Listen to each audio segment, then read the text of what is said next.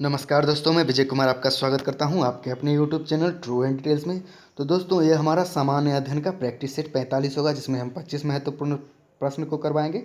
और 25 में से आप कितने प्रश्न कर पाते हो वो कमेंट बॉक्स में हमें जरूर बताएं। अंत में हमने आपसे एक सवाल भी पूछा है, जिसका जवाब आपको कमेंट बॉक्स में देना है। दोस्तों, उससे पहले प्रैक्टिस सेट 44 में जो हमने आपसे प्रश्न पूछा था, उसका जवाब भी हम आपको बताएंगे। तो चलिए दोस्तों, शुरुआत करते हैं हमारा आज का प्रैक्टिस सेट 45, जो कि आपके रेलवे एनटीपीसी और रेलवे ग्रुप डी के लिए काफ़ी महत्वपूर्ण है, क्योंकि सारे प्रश्न घटना चक्र से लिए गए हैं। दोस्तों, तो चलिए शुरुआत करते हैं आज का हमारा प्रैक्टिस सेट 45।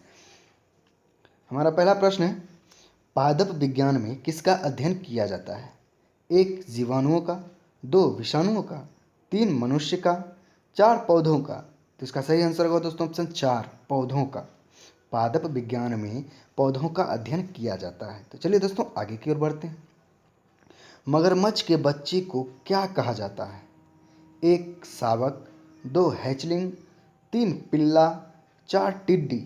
तो इसका सही आंसर होगा दोस्तों ऑप्शन 2 हैचलिंग बोला जाता है मगरमच्छ के बच्चे को। तो चलिए आगे की ओर बढ़ते हैं। हमारा अगला प्रश्न, पोलियो के टीके की खोज किसने की?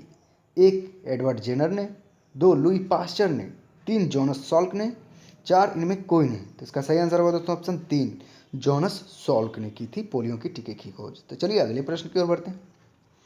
किसे ओणम कहा जाता है? 1 सोना को, 2 चांदी को, 3 तांबा को, 4 पीतल को। तो इसका सही आंसर होगा दोस्तों ऑप्शन 1 सोना को ओणम कहा जाता है। दोस्तों, याद रखिएगा। तो चलिए अगले प्रश्न की ओर बढ़ते हैं। ऊंचाई पर उड़ते हुए विमान के केबिन के अंदर का दबाव डैश होता है? 1 बाहर की तुलना में अधिक, 2 बाहर की तुलना में कम, 3 नहीं के बराबर होता है, 4 इनमें कोई नहीं। तो इसका सही आंसर होगा दोस्तों ऑप्शन 1 बाहर की तुलना में अधिक होता है। दोस्तों, याद रखिएगा, बाहर की तुलना में अधिक होता है। चलिए अगले प्रश्न की ओर बढ़ते हैं। सोलर सूर्य से संबंधित है, वैसे ही ल्यूनर किससे संबंधित है? 1 चंद्रमा से, 2 तारा से, 3 ग्रह से, 4 इनमें कोई नहीं। तो इसका सही आंसर होगा दोस्तों ऑप्शन 1 चंद्रमा से संबंधित है ल्यूनर। तो चलिए अगले प्रश्न की ओर बढ़ते हैं। किन कणों में सकारात्मक आवेश होता है? 1 न्यूट्रॉन में, 2 इलेक्ट्रॉन में, 3 प्रोटीन में, 4 इनमें कोई नहीं। तो इसका सही आंसर होगा दोस्तों ऑप्शन 3 प्रोटीन में। तो चलिए दोस्तों अगले प्रश्न की ओर बढ़ते हैं। प्रचुर मात्रा में उपलब्ध ज्वलनशील प्राकृतिक गैस कौन सी है? 1 मीथेन, 2 हीलियम, 3 ऑक्सीजन, 4 इनमें कोई नहीं। इसका सही आंसर होगा दोस्तों ऑप्शन 1 मीथेन। याद रखिए दोस्तों, मीथेन। तो चलिए अगले प्रश्न की ओर बढ़ते हैं। यदि किसी पदार्थ का पीएच मान 7 से कम होता है तो इसे माना जाता है? 1 द्रव, 2 एसिड, 3 क्षारीय, 4 इनमें कोई नहीं। तो इसका सही आंसर होगा दोस्तों ऑप्शन 2 एसिड माना जाता है। दोस्तों, याद रखिएगा, एसिड। तो चलिए अगले प्रश्न की ओर बढ़ते हैं। वैज्ञानिक नाम होमोसेपियंस का क्या अर्थ है? 1 बुद्धिमान जानवर, 2 बुद्धिमान मानव, 3 मंदबुद्धि जीव, 4 इनमें कोई नहीं। तो इसका सही आंसर होगा दोस्तों ऑप्शन 2 बुद्धिमान मानव। याद रखिएगा दोस्तों, बुद्धिमान मानव। चलिए हम अगले प्रश्न की ओर बढ़ते हैं। किस ग्रंथ में चंद्रगुप्त को वृषल तथा कुलहीन कहा गया? 1 अर्थशास्त्र में, 2 मिताक्षरा में, 3 मुद्रा राक्षस में, 4 चरक संहिता में। तो इसका सही आंसर होगा दोस्तों ऑप्शन 3 मुद्रा राक्षस में। याद रखिएगा दोस्तों, मुद्रा राक्षस में। चलिए हम अगले प्रश्न की ओर बढ़ते हैं। किस शासक ने दहेज प्रथा को अवैधानिक घोषित किया?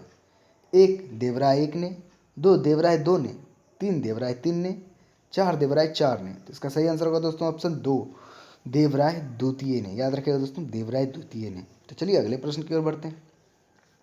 कांग्रेस का प्रथम विभाजन कब हुआ था?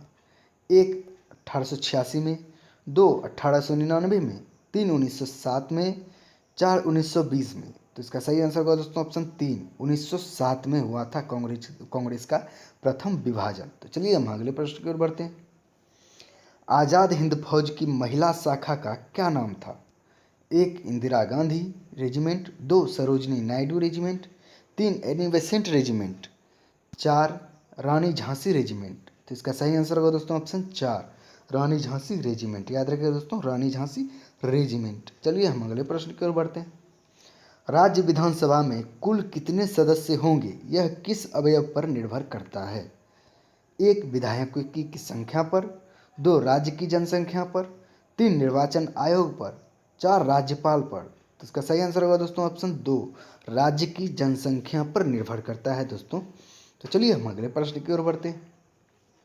भारतीय गणराज्य का संवैधानिक अध्यक्ष कौन होता है? 1 राष्ट्रपति, 2 प्रधानमंत्री, 3 मुख्य न्यायाधीश, 4 महान्यायवादी। तो इसका सही आंसर होगा दोस्तों ऑप्शन 1, राष्ट्रपति भारतीय गणराज्य का संवैधानिक अध्यक्ष होता है दोस्तों, याद रखिएगा। तो चलिए हम अगले प्रश्न की ओर बढ़ते हैं।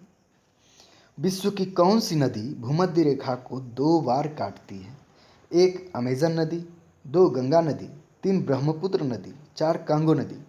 तो इसका सही आंसर होगा दोस्तों ऑप्शन 4, कांगो नदी। याद रखिएगा दोस्तों, कांगो नदी। चलिए हम अगले प्रश्न की ओर बढ़ते हैं। विश्व का सबसे ऊंचा एंजेल प्रपात किस देश में है? ऑप्शन 1 अमेरिका में, 2 वेनेजुएला में, 3 इंडोनेशिया में, 4 इनमें कोई नहीं। तो इसका सही आंसर होगा दोस्तों ऑप्शन 2, वेनेजुएला में है दोस्तों, याद रखिएगा, विश्व का सबसे ऊंचा एंजेल प्रपात। तो चलिए अगले प्रश्न की ओर बढ़ते हैं। अदृश्य बेरोजगार व्यक्तियों की सीमांत उत्पादकता प्रायः कैसी होती है? 1 शून्य, 2 धनात्मक, 3 सकारात्मक, 4 इनमें कोई नहीं। तो इसका सही आंसर होगा दोस्तों ऑप्शन 1 शून्य।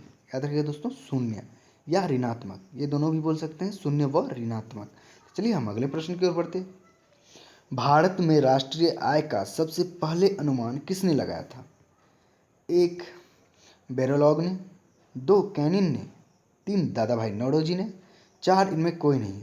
तो आप सभी लोग जानते होंगे दोस्तों, इसका आंसर होगा दोस्तों ऑप्शन 3, दादा भाई नौरोजी ने। याद रखिएगा दोस्तों, दादा भाई नौरोजी ने। तो चलिए हम अगले प्रश्न की ओर बढ़ते हैं। भारत की पहली स्वर्ण रिफाइनरी कहाँ स्थापित की गई है? 1 सूरत में, 2 सिरपुर में, 3 कानपुर में, 4 इनमें कोई नहीं। तो इसका सही आंसर होगा दोस्तों ऑप्शन 2 सिरपुर में, जो कि महाराष्ट्र में पड़ता है दोस्तों, याद रखिएगा, सिरपुर महाराष्ट्र में। तो चलिए हम अगले प्रश्न की ओर बढ़ते हैं। अजंता की गुफाएं किस राज्य में हैं? सभी जानते हैं, सिंपल सा प्रश्न है। ऑप्शन है 1 राजस्थान में, 2 मध्य प्रदेश में, 3 महाराष्ट्र में, 4 इनमें कोई नहीं। तो इसका सही आंसर होगा दोस्तों ऑप्शन 3 महाराष्ट्र में अजंता की गुफाएं हैं दोस्तों, याद रखिएगा। चलिए हम अगले प्रश्न की ओर बढ़ते हैं। 1962 में चीन के विरुद्ध युद्ध आरंभ में भारतीय रक्षा मंत्री कौन थे?